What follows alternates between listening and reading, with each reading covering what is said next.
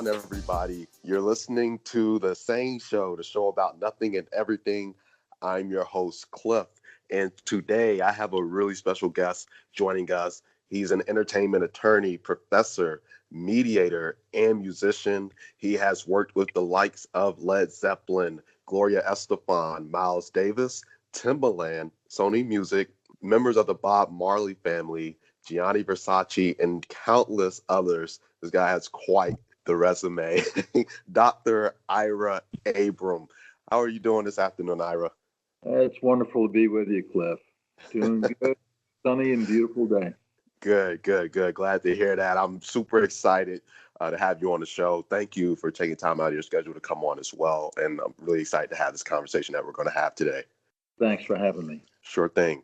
Before I introduce the topics, I want to take and shout out all the listeners in all 60 plus countries. Thank you guys. I love you guys. Thank you for continuing to like, share, and subscribe and continuing to spread the word about the SANE Show. I greatly appreciate it and all you guys are doing for the platform. And if you are listening and you don't follow us on social media, be sure to check us out on Instagram and Twitter at SANE_show. Again, that's SANE, SANE_show.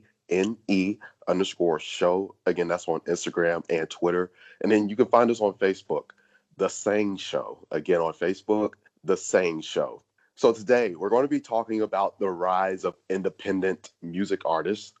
We're also going to talk about entertainment education. And then following that, we're going to ask you some questions, Ira, so that the listeners can learn more about you, your background, the things you do, and all the fun things that go along with that. So let's go ahead and hop right into it with the first topic, the rise of independent music artists. So having done the work that you've done, you know a great deal about this movement that's happening, and obviously there's a lot of artists that are taking the independent route, and artists are also trying to distance themselves from the label and limit the amount of business that they're doing with the record labels now. I want to, from your perspective, with your legal background and the people that you've worked with, wanting to get your perspective on this movement and what's going on, why is it happening, and all the things, related to artists, taking the independent route now. Sure. Well, digitization made all the difference in the world. It resulted in the removal of the gatekeepers, the people who were barriers between independent artists and their audience. So they call this process disintermediation. It started really in earnest in 1999, the year 2000, with Napster, and little guy, Sean, sitting in his college room, came up with an idea for Napster, and it really resulted in a cascade effects that were scary as all get out to record labels who control the market. During those years, actually just before, let's say from 1988 to 1999, there were 6 major record labels that had at least 85% of the market. And they were known as the Big Six. We're talking about Warner Music Group, EMI, Sony Music, which was then CBS Records until January 91, BMG, which had been known as RCA, Universal Music Group, which was called MCA Music previously, and then Polygram. Then there was a series of mergers. Polygram merged into Universal Music Group, and then that narrowed it down to 5 majors. 2004, Sony and BMG did a joint venture deal. They created the Sony BMG label, and that kind of narrowed it down to 4. In 2007, the Big Four controlled about 70% of the world music market and about 80% of the U.S. market. And then there were further consolidations. I'm not going to go into all of them, but let's just say that digitization gave indie artists a way to reach their audience without having to go through these labels. And frankly, the labels' contracts were just god-awful for the artist. 9 out of 10 of the artists who signed to these labels did not break even. So the label's justification was, look, we're putting the money out for advances and so forth. Therefore, we ought to be rewarded by having the lion's share of royalties. And don't forget, in those pre-digital days, it was all about sale of physical product. Later, it became physical product and downloads. But when digitization took over, ultimately leading to streaming, I mean, let's face it, physical product is now The Walking Dead. It's just about. So, that's really, that gave rise to the growth of the indie artist and the way the indie artist could now reach their public. But don't forget, forgive me for rambling on, but don't forget that Spotify is partially owned by one of the majors. They still have their hooks into the streaming side of things, but in a little different way than you might imagine. Yeah. And first, talk about Spotify. One, I'm not surprised because I've been waiting to see what's going to happen with Spotify because I don't see them really being all that strong as a standalone entity, to be quite honest, as compared to an Apple that is backed by, or Apple Music, better yet, that is backed by, obviously, Apple, the company. But when we talk about digital, yes, like the conversation you and I were having, like it eliminated all of those barriers. Because I know one of the things you made me think about too is how that with the labels, they had such a tight grip on the industry, not only because of deals that they had structured with artists, but they had the access to the radio stations. And I know you were talking about that artists had to go through the labels in order to get on the radio, traditional radio. And now with the digitalization, those barriers are broken, and where it has enabled artists to be able to go put their music on Spotify, on Apple, Pandora, and not have to worry about being signed, right? Produce it and put it out there. And even other platforms like SoundCloud and Reverb Nation that allow artists to put up their own music and get discovered. Again, the digitalization giving way to independent artists to be independent, really, like make being independent worthwhile, basically. Well, it is worthwhile, but streaming royalties have really been abysmally low.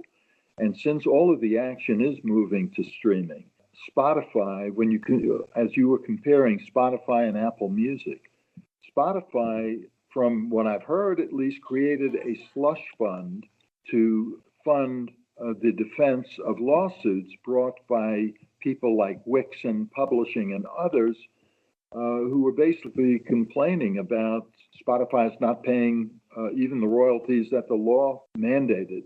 So not so with Apple Music. Apple Music tried to track down the people who were legitimately entitled to streaming royalties, and they paid. Even though they paid at still a low rate, they at least made an effort to pay. Whereas Spotify filed all of these notices of intent, NOIs, claiming they couldn't find artists who were really out there, like Eminem, Bruno Mars, people who, you'd have to be living under a rock not to know where to find these people in order to pay them. But right. Spotify took the view that they'd rather be sued than have to just pony up and make the payment. All of that has led to new legislation, which is going to kick in January 1st, the Music Modernization Act. Hopefully that'll help artists, particularly indie artists, get paid if they do the appropriate thing by registering their compositions and their recorded compositions with the Music Licensing Collective. It's a very complicated law, 66-page law, but I have to say it promises to be one of the best things that has happened to the music industry in many, many decades. Well, that's always good. Anything that I'm assuming it helps the artist.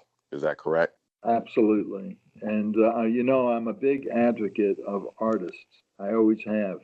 My background is as a musician, so I kind of identify with them, although I've represented people on the corporate side of things from time to time, but for the most part, for the creator, the creative person. That's where I come from.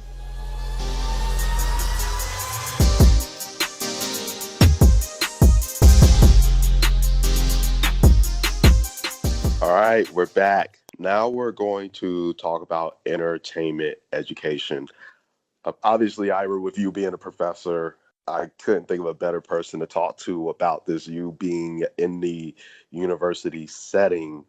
And, this is something I talk about with people in the industry and on my team all the time, especially talking about people wanting to get into entertainment and obviously knowing people as well who have degrees in entertainment, and there are various degree programs and all kinds of degrees to teach you different things about the business. But the question for me has always been, okay, to what benefit is that? Obviously it has a purpose, there's a purpose for it, and there is a benefit, but to what extent? Because one thing, I know about this industry, and you know this as well, a lot of it is through experience that you learn compared to other industries where, like being a doctor or being an accountant or something, like there is like this set formula. You go to school, you do this, you get this certification, and you do that, and then you work your way up. Where in the entertainment business, it's not that at all. It's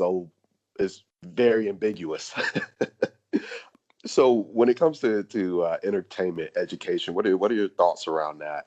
Well, it depends on what area of the music industry one wants to really develop some knowledge base about.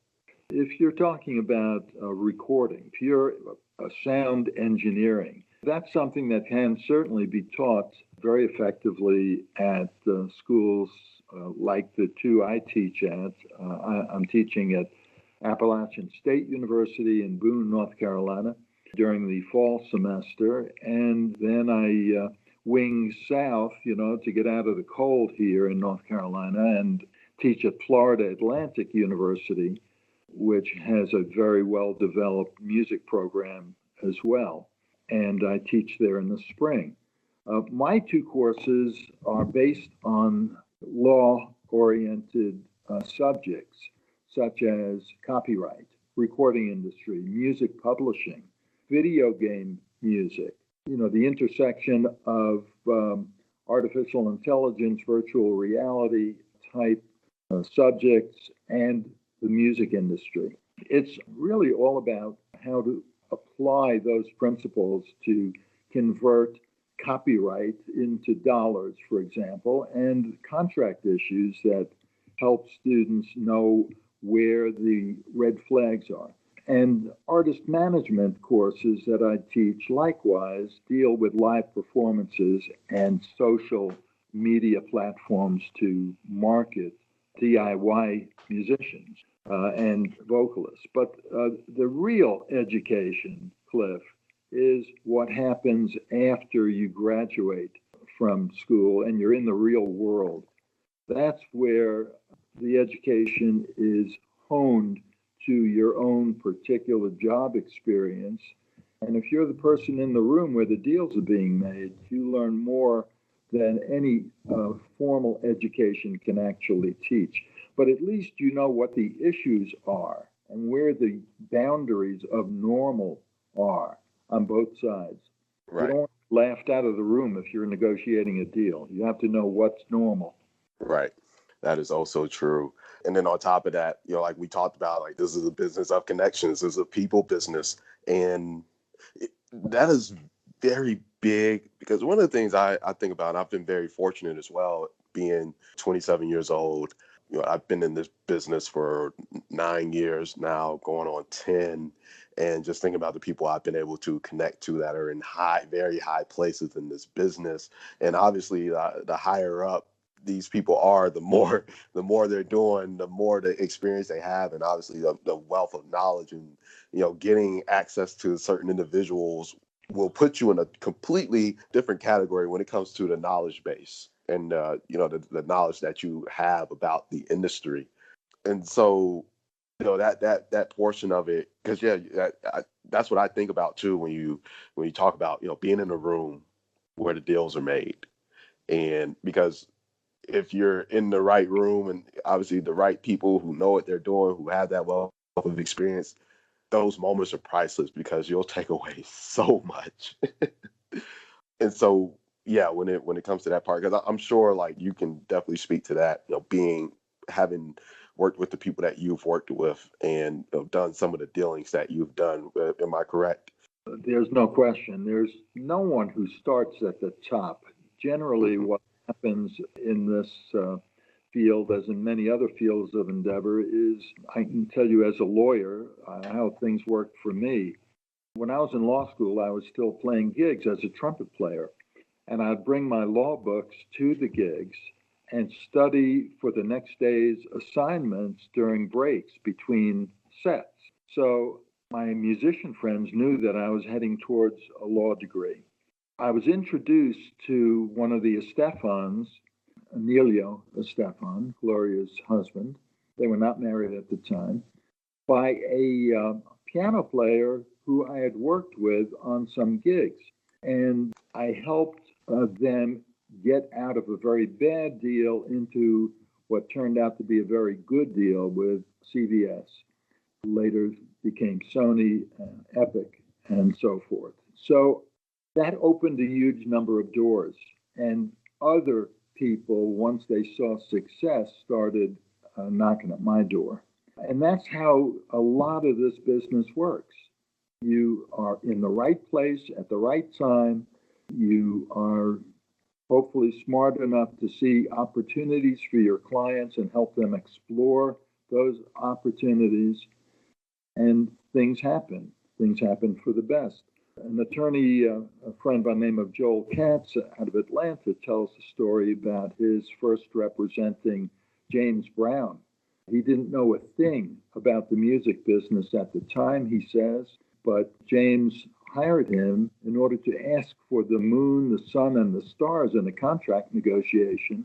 He asked for it. They refused. He said, okay, I'm leaving with my client, and we're going to sign with another label.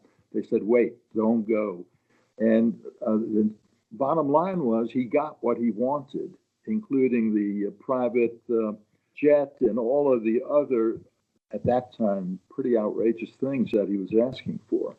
So sometimes not knowing what to ask for turns out to be a good thing. You ask for maybe a little bit more than the usual, and you get it. So I don't know whether I'm strayed from your from your. No. That's very, very interesting stuff. Never, like, that's a fun fact right there. And I'm glad you shared that. So It's happened to a number of us. I mean, Joel and yours truly, we're not the only ones who stumbled well. Sometimes you stumble into something, and if you have a brain between your ears, it has a way of working out. That's true. That's very true.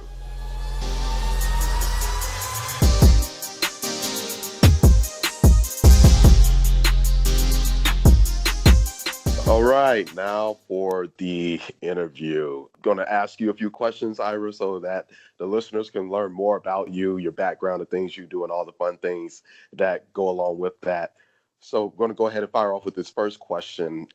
Momentum is something our guests usually mention. They finally, knock down the first domino, and then it snowballs from there. When did you realize that you were gaining the momentum, and how did you keep it? That's not an easy question to answer. Part of it has to do with being in the right place at the right time and a good deal of luck involved in getting that first opportunity. I got it in two ways, one in the music business and another outside of it. Outside of the music business, I grew up in a family that was musical. My dad was a professional musician who was very, very successful during the years when we had a depression in this country in the 1930s, and he supported his whole family of 6 siblings and his mom. And My brother was a drummer. My mother played piano. My sister played violin. I played trumpet, and I grew up in a very bad neighborhood, part of the Bronx in New York, and went to school in Manhattan. My dad was smart enough and wise enough to say, look, you may not go into music as a full-time thing, but use it as a stepping stone to something else.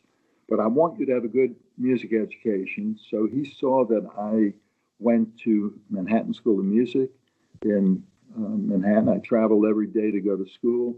And Music and Art High School, when I got to that point, before my family moved to Miami. That gave me the momentum. You talk about momentum. That really gave me the first push towards knowing that I had to work hard to achieve anything in life. How do you continue to maintain that momentum? That's a different thing. One thing's for sure, you cannot be asleep at the switch. You cannot be lazy about your career. It takes a huge amount of time and effort and hard work in order to make things happen. But again, the luck factor, just being in the right place at the right time, that serendipitous factor needs to also flow your way. So, as I mentioned earlier, the open door for me was representing one client who I was able to help make it to a high level in the industry. And that opened huge numbers of doors. And of course, afterwards, there was constant challenge. One of the other things that I think helped me maintain my momentum was doing things that did not involve money, but rather gave me a sense of real satisfaction. So one of the things that I did was because my wife and I were married very young. We were 19 years old when we were married, and we're still married, incidentally, so that's a good thing. She got me involved in the Florida Bar's family law section to try to help smooth that process with respect to the welfare of children and so forth. So I was able to become active in the family law section, and ultimately I became chairman of the section of about 2,000 lawyers or so, and argued for the formation of a family court, a specialized family court in Florida, and argued in the Florida Supreme Court and prevailed. I know this sounds egotistical, forgive me, I don't mean to be, but it's not No. my ego that's involved, it's doing it for the good of it. It has nothing to do with money at all. It was just doing something for the good of paying it forward. And I think more than anything, that keeps a person's momentum going. Certainly agree with that. Thank you for that too. You know, a lot of people struggle taking their passion and turning it into their work. You know, oftentimes limiting the focus to a specific range of outcomes. You solved this with practicing and teaching entertainment law. How did you get your passion into a career that was still fulfilling? Well, I first of all continued to play trumpet. As a matter of fact, it was kind of weird. There were times when I would play gigs that involved judges who I had appeared in front of that same day who were in attendance at the gig. And here I was up on the stage as a trumpet player. They looked at me and didn't recognize me because I was out of uniform. Instead of the three-piece suit, there I was on stage playing trumpet. The integrating work and the thing that moves your soul and your heart is always a difficult thing because to be successful as a lawyer, really, we're talking 60 to 80-hour weeks. It's a very, very difficult and demanding proposition.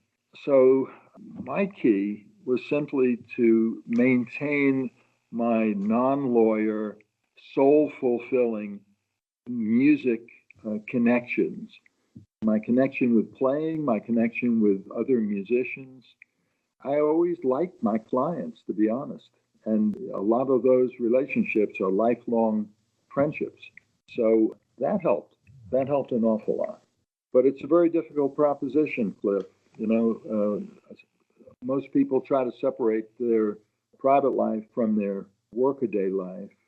Doing what I wound up doing helped bring both of those worlds together. I also have to say that teaching, I've been teaching for about 18 years. This is as an adjunct faculty member, which means I do it for the love of it, not the money. See that, I'm telling you. But I do love what I do there. I love my students and being able to share real world experiences with them. And that has also melded passion with the job. I don't know whether that helps answer your question. No, that definitely did. It definitely did. So this next question, what is the biggest knowledge gap you see in your student body when discussing the entertainment business? Well, their lack of real world experience is certainly an obstacle. And a lot of students don't have they seem to be shy about, they don't want to make fools out of themselves. So they try to be guarded in opening up to questions that I may pose in class.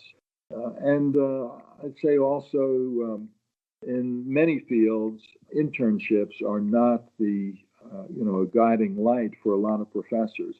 In my field, internships are absolutely essential for students to pursue.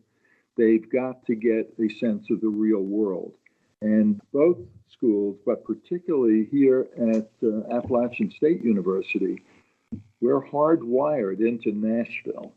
And I can tell you that we have many, many students who have had very fulfilling internships, which led to jobs in Nashville.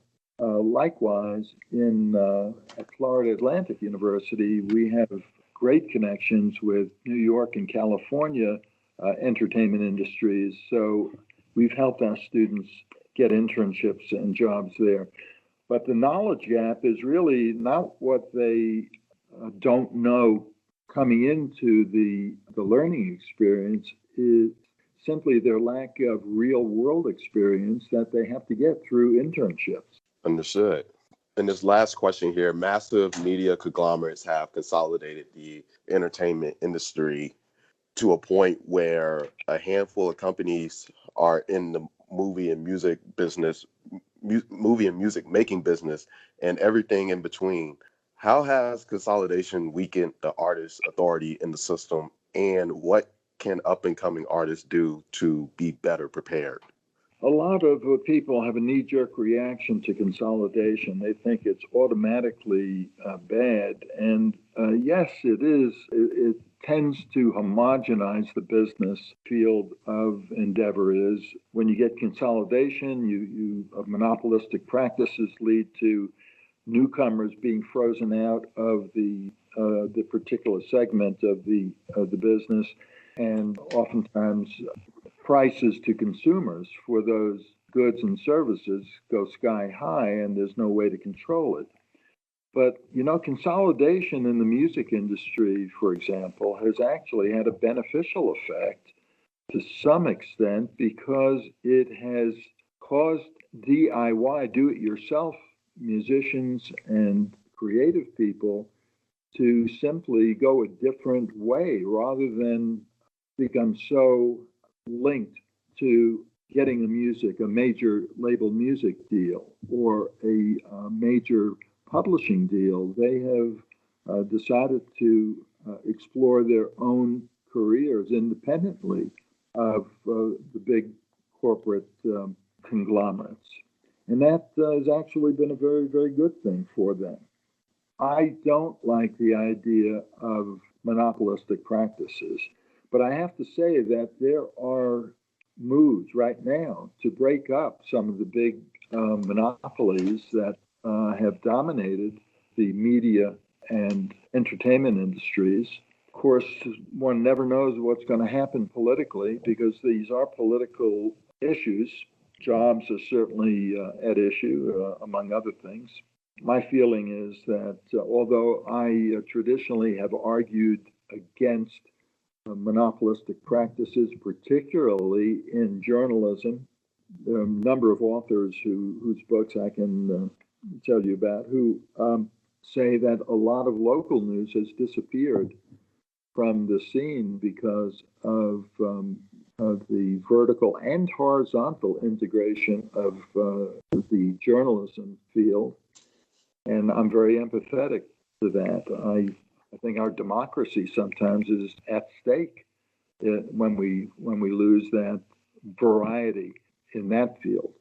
And it's also true in the television, movie industry, other affiliated industries. So my feeling is that it's a mixed bag when you're talking about consolidation in the entertainment and media fields. I think Congress is certainly paying careful attention to the big tech companies and the telecom companies right now because, for lots of reasons, tech companies have gotten so gigantic, it's just hard to imagine. During the times when we've had economic downturns, some companies have been called too big to fail. I don't like the idea of putting all our eggs in one basket. If something happens negatively to a company that's too big to fail, then we're all in trouble. Right. But I would like to see Google and Facebook and some of the big telecom companies like AT&T broken up. There was a time when AT&T was broken up into the baby Bell companies, and now they're back roaring like crazy with having acquired DirecTV and other companies like that. Comcast is another example. They're gigantic. Disney, so many other examples of companies that have simply dominated their particular industry. So I don't know what the future holds. No one can really predict. I know that Facebook is really under the gun right now. They've been under the gun since the Cambridge Analytica scandal a few years back. I guess we'll wait to see what happens there. Amazon, likewise, is become the supplier not only of books where it started from, but just about everything else that we need and want, particularly in this pandemic that we're experiencing. They are the go-to for people who don't want to take risks of actually going to stores to shop. That's very true. You bring up a lot of great points. A lot of great points. Definitely a pleasure speaking with you as always. Very insightful, very informative. I thank you for, again, taking time to come on the SANE Show. Definitely enjoyed having you on. My pleasure, Cliff. Anytime. Yeah, man, we'll definitely have to have you back on again in the future. And listeners, thank you guys for continuing to listen and continuing to like, share, and subscribe and spread the word about the SANE Show. Appreciate you guys again. Keep on doing what you do. And you guys are listening to the SANE Show, the show about nothing and everything. And until next time, we're out.